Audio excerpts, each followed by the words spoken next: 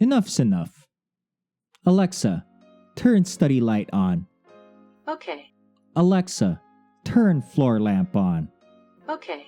Alexa, turn study table light on. Okay. Alexa, turn monitor light on.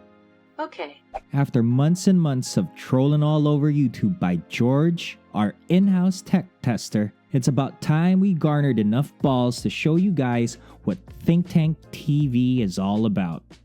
By the way, say hi to the viewers, George.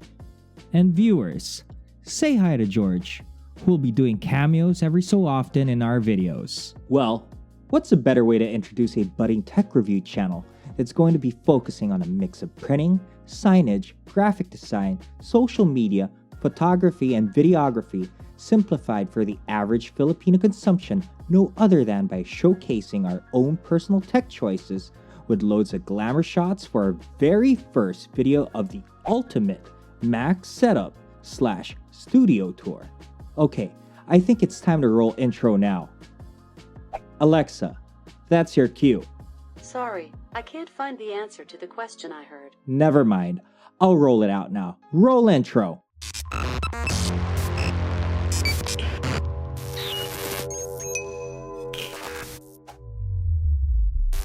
Primarily, we had in mind a productivity setup since its main purpose was obviously for business in photography and videography.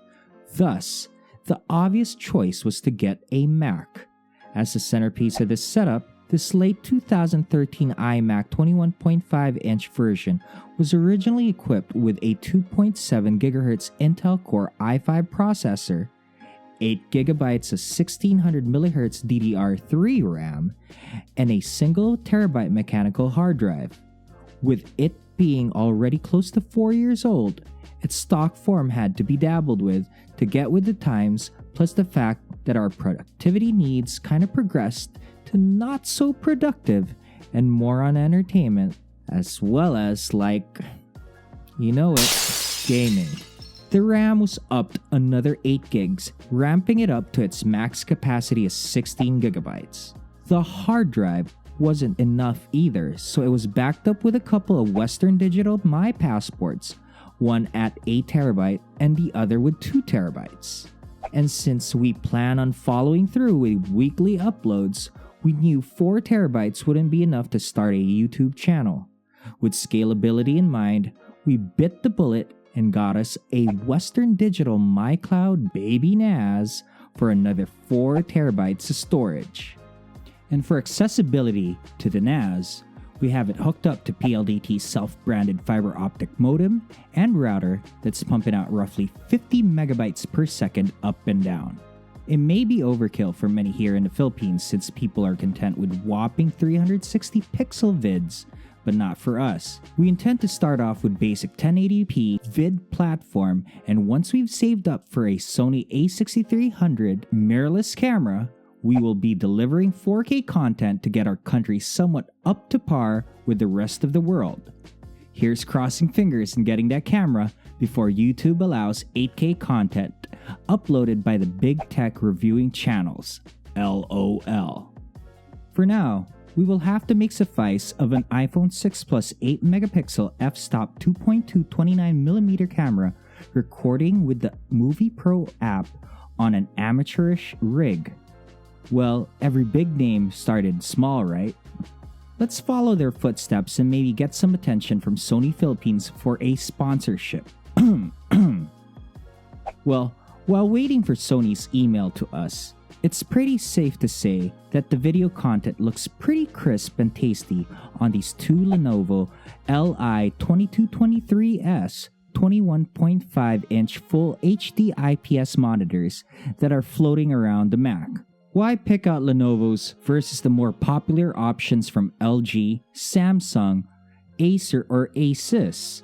Well, the dimensions of these monitors came closest to the odd sizing of the Mac's Intel Iris Pro 1536 MB powered IPS monitor. Plus the fact that they have VESA mounting, has DVI input which is necessary for the DVI Thunderbolt adaptation, and lastly, can you keep a secret? Each of these monitors were only at $129, which is about 6,500 pesos for close to nil bezels. Now back to the rest of the tour. For our peripherals, we actually have two sets, one for productivity and the other for gaming in mind. Yes, Macs can game. On low settings for CSGO, mid settings for Civilization 5, and ultra high settings for emulators. LOL. Now, George, go get that mushroom. Despite George having thick gloves on, this Razer powerhouse combo of goodies are quite responsive. The newly released 2017 Blackwidow Chroma version 2 keyboard is very tactile and clicky. Its leather faux wrapped wrist rests is probably the softest and most comfortable in the market right now. Yes, RGB is slowly falling off of its prime as a trend, but seeing these rainbow colors still get us in awe with the light spilling over the matching Razer Mamba 2016 wireless mouse and the Razer Firefly mousepad hard edition. Yes, we picked the wireless version because latency is no issue when you have 16,000 dots per inch, and yes, we picked the hard pad because we hard like that. Damn! No, actually, our boss sheds a lot and surely would be a pain to have that flying fur sticking to the cloth version non-stop. Now, we're having too much fun in games. When we have productivity in mind, we pull out the Logitech K750 solar-powered wireless keyboard specifically for Mac and paired it up with an Apple Magic Mouse that roams freely on an aluminum mousepad that also rests on a Mobee Magic Charger when time for charging. Now, speaking of charging, that keyboard doesn't require actual sunlight to charge. Even having light coming from our Neewer CN304 LED studio light as a desk lamp is enough to recharge the keyboard. You must be thinking, did he just say a studio light is a desk lamp? Nope, no identity crisis here. It's obvious our studio is tight, so multifunctionality to maximize the space is a big deal for us. As more videos roll out this channel, you'll see a lot of our B-roll will be on this desk for some of the sexiest and juiciest glamour shots this side of the pond. Speaking of the desk, it's actually a small dining table that can sit up to 4 sardines. Well, what we meant was 4 people. Despite its small stature, it hides our cable management quite tidy even without a cable raceway or an IKEA Signum rack. Now underneath the table, we have a multiple USB port hub setup, one from Anker that has 3 fast charging USB ports and 7 regular ports, and the second hub is from Orico with 7 ports too. These ports strategically positioned not only for the visible gear, but also for braided charging cables to tuck underneath when not in use to juice up mobile devices. Oh, don't mind the LED remote controls. They're only there as a failsafe during times when the home automation's connectivity trips. But do take notice that we drilled a hole for a pass-through for the gaming keyboard, mousepad, and also for a Qi charger where either the Samsung J7 or the Apple 6 Plus can conveniently charge on. Neither mentioned phones are originally equipped with Qi charging. Yes, that's true, but we were able to cop Qi receivers that fit snug in between phones and their respective cases. In the corner near the charging dock, you will notice our daily driver cans, which is the pair of wired V-Moda M100 crossfades. Apparently, these headphones have been rated as one of the best DJ headphones for several years running, including the last year of 2016. It doesn't just sound good. It looks so good that it's making that bathroom hook look quite stylish as well. Adjacent to the cans is an extended Neewer boom arm that is wall mounted thanks to the Heil Sounds WM-1 vertical surface mount.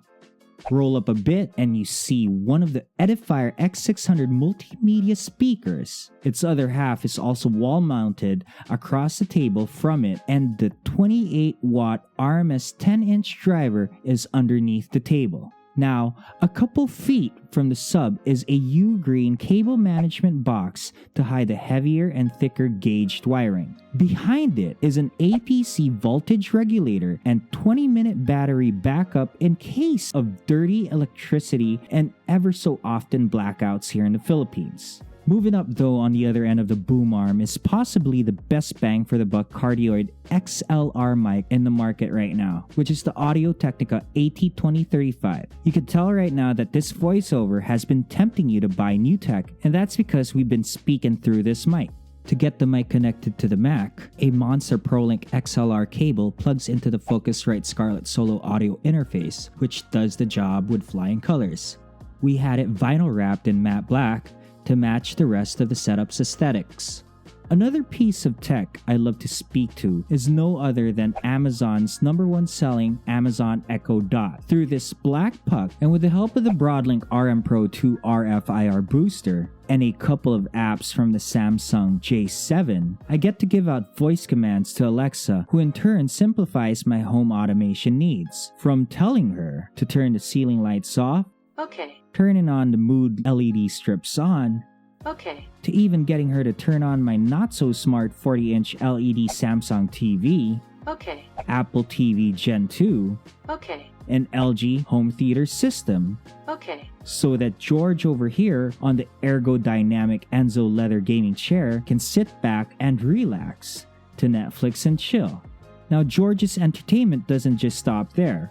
After watching the newest episode of The Designated Survivor, he can flip the switch on for the Sony PS3 to play some prehistoric games. By the time he realizes that we need to save up for a Sony PS4 VR system, he can switch his attention to the 15-inch mid-2010 MacBook Pro Pioneer DDJ S1, and to fiddle with some copyright-free music we can mix and use as background music for upcoming videos that we need to follow up on this ultimate Mac setup / studio tour.